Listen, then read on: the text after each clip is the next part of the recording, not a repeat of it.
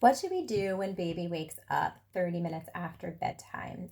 So I would need a little more information to give you a great answer. I'll just give you a decent answer. A lot would depend on what the cause of the quick pop up is. So let's think about some of the common causes. The most common reason that I see is that bedtime is falling a little too late than where baby needs it. And too late can actually be two different things. It could mean that the bedtime's too late on the clock compared to what your child's internal clock feels like it needs.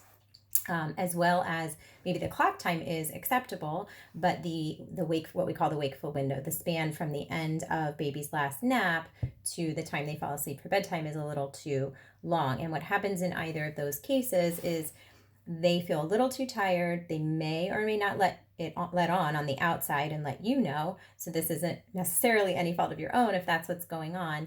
But on the inside, their body may be kind of kicking into high gear and basically overcompensating.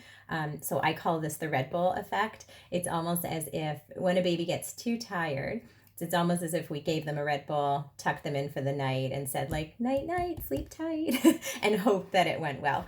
So I would notice if your baby's showing signs that they could be a tad too tired by bedtime. Again, not all babies are going to show on the outside, so that doesn't necessarily mean that isn't what's going on. But if you say to me, oh, yeah, he's exhausted, then yeah, that's the first thing I would look at is, can you tighten up that wakeful window or that span of awake time at the end of the day, or pull the clock time of bedtime up earlier.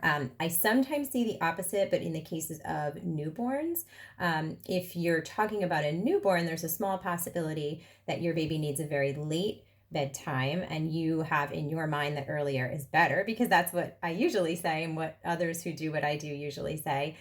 So your baby could think that's a final nap and then they need a period of being awake before going down for their later bedtime, which is why I say a lot depends on the age of your baby. Another common reason is that they just were relying on something to get into sleep in the first place, and then they noticed 30 minutes into their sleep cycles that something was gone. So let's say that your baby falls asleep on you, on the breast, on the bottle, with you present, none of those things being wrong in and of themselves.